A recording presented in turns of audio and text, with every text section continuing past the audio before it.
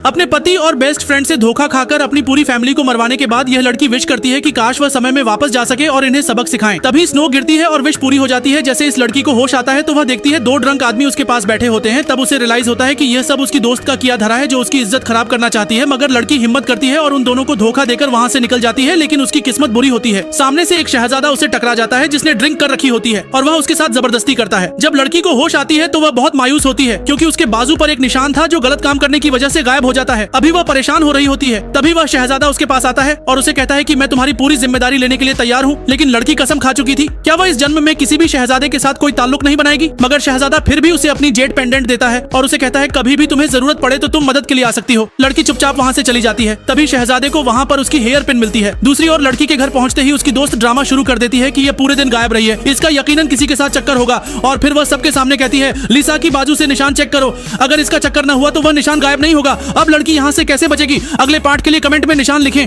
William किसी भी तरह से पढ़ाई करना चाहता था लेकिन उसे कोई रास्ता समझ नहीं आ रहा था। इसी बीच बारिश शुरू हो जाती है जिससे उसके पिता के खेतों में पानी भर जाता है और उनकी पूरी फसल बर्बाद हो जाती है। जल्द ही गर्मी का मौसम आ जाता है और सारी जमीन सूख जाती है। खेतों में पानी बिल्कुल नहीं था जिससे फसल और खराब होती जाती है। विलियम छुपकर स्कूल जाता है और क्लास खत्म होने के बाद अपने टीचर से पूछता है सर आपकी साइकिल की लाइट बिना बैटरी के कैसे जलती है? उसके टीचर बताते हैं कि वो एक इलेक्ट्रिक डायनेमो से चलती है। लेकिन विलियम के पास इतने पैसे नहीं थे कि वो डायनेमो खरीद सके। विलियम अपने टीचर से पूछता है क्या मैं खुद इसे बना सकता हूँ? उसके टीचर जवाब देते हैं हाँ, लाइब्रेरी में इस पर कई किताबें हैं जिन्हें पढ़कर तुम इसे बना सकते हो। लेकिन समस्या ये थी कि विलियम को लाइब्रेरी में जाने की इजाजत नहीं थी क्योंकि उसने स्कूल की फीस नहीं दी थी। तब विलियम अपने टीचर से कहता है मुझे आपका एक सीक्रेट पता है, आप मेरी बहन से मिलने आते हो। अगर आप चाहते हो कि मैं ये बात किसी को न बताऊं तो आपको मुझे लाइब्रेरी में जाने की परमिशन दिलानी होगी। मजबूरन उसके टीचर उसकी बात मानते हैं और उसे लाइब्रेरी में जाने की इजाजत दिला देते हैं। लाइब्रेरी में विलियम को एनर्जी से बच्ची इस औरत के ऊपर पानी की बाल्टी गिराती है और फिर बाल्टी उसके सिर पर डाल देती है, जिसके बाद वो उसके ऊपर से कपड़ा हटा देती है और पानी में कूदकर अपने मूर्ख पिता को बुला रही होती है ताकि वो देख सके कि उसकी गर्लफ्रेंड प्रेग्नेंट नहीं है। वो घोड़े बेचकर सोया हुआ था इसलिए लड़की भी पानी में कूद जाती है। उसके बाद मूर्खों की तरह वो भी पानी में कूद जाता है। लेकिन इतने में वो बाहर आ जाती है और लड़की फिर से अपने आप को ढक लेती है। और हद तो ये है कि अभी भी उस मूर्ख पिता को पता नहीं चला कि यहाँ क्या हुआ। ये औरतों की तरह दिखने वाला आदमी फिर अपनी गर्लफ्रेंड को लेकर चला जाता है। इसके बाद उसकी बेटी किसी स्पाइडरमैन की तरह लटक कर फिर से उसके कपड़े काट देती है और वीडियो कॉल पर उस मर्दों की तरह दिखने वाले आदमी को दोबारा बताती है कि उसकी गर्लफ्रेंड प्रेग्नेंट नहीं है। जब लड़की को ये पता चलता है तो वो गुस्सा कर जाती है और किचन में जाकर यकीन नहीं करोगे एक फ्राई पैन से अपने आप को फिर से प्रेग्नेंट कर लेती है। और मजे की बात यह है कि उस मूर्ख को ये सब सच्चा भी लग रहा होता है। उल्टा वो लड़की उस पर गुस्सा करती है कि तुम मुझ पर शक कर रहे हो, मैं तो तुमसे इतना प्यार करती थी। अब वो नाराज होकर घर से जाने लगती है। तभी ये चप्पल आदमी फिर उसे रोकता है और यकीन करो फिर से बात बन जाती है और फिर से वो कमरे में जाकर अपना नकली पेट हटा देती है। अब उसकी बेटी खारिश करने वाला पाउडर उन कपड़ों पर डाल देती है, जिसके बाद जब वो कपड़े अपनी सलवार में डालती है तो उसे जबरदस्त खारिश होने लगती है। अब वो बर्दाश्त नहीं कर पाती और खुद ही इस ड्रामे को खत्म कर देती है। इसके बाद वो 2 टके का आदमी फिर से नकली गुस्सा करने लगता है जैसे उसे पता ही कुछ नहीं था।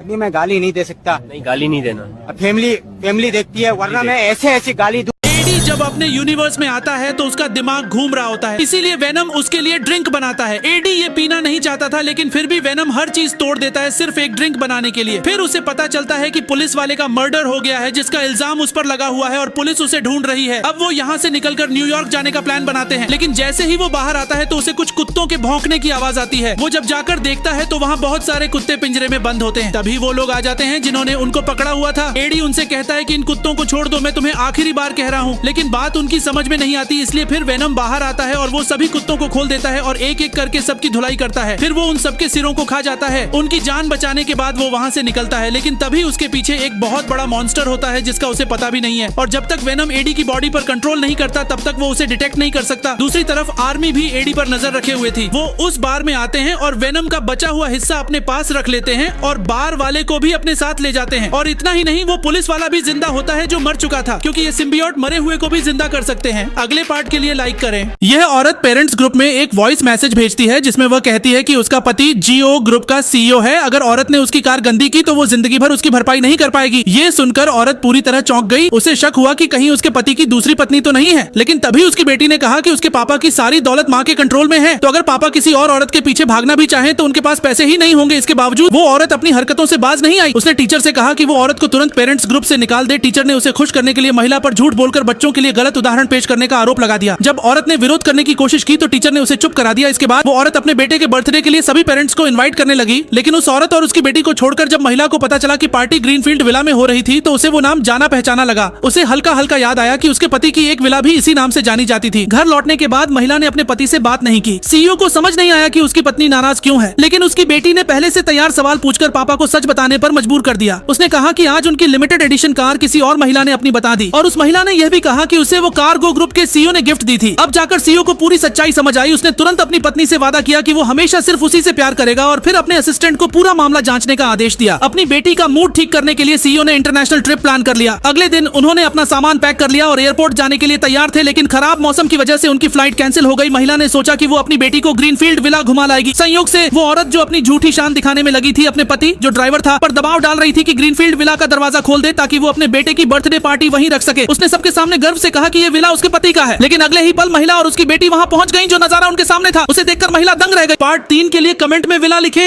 आदमी ने रस्सी काट दी, कसाई को अपने साथ ले गया, फिर एक टहनी काटी, अतिरिक्त शाखाओं को हटाया और बर्फ के मैदान में एक जाल लगा दिया। पीछा करने वाले जल्द ही पहुंच गए। इस तरह जवान सेनापति गंभीर रूप से घायल होकर जमीन पर गिर गया, लेकिन कप्तान ने देखा कि वो अब चल नहीं सकता था। उन्हें पीछे न खींचने के लिए कप्तान ने गोली चलाकर जवान सेनापति को मुक्ति दे दी। दूसरी ओर भागते समय आदमी का सामना एक डाकू से हुआ। डाकू ने उसे धमकाने के लिए अपनी बंदूक निकाल ली। आदमी ने शांत मन से खंजर उठाया। फिर आदमी ने खड़े शरीर को अपने साथ लिया। फिर आदमी एक बारूदी सुरंग के मैदान में पहुंचा, घोड़े को घास के ढेर में छुपाया और एक टेबल के पास जाकर वहां छिप गया। इसी दौरान बारूदी सुरंग के मैदान के मालिक को घोड़ा दिखाई दिया। उसे लगा कि आदमी एक चोर है तो उसने उसे तुरंत घेर लिया और बेहोश कर दिया। जब आदमी को होश आया तो वो तंबू में बंधा हुआ था। आदमी ने देखा कि सामने वाला बहुत चालाक नहीं था। उसे संदेह हुआ। उसने उसे उकसाना शुरू किया।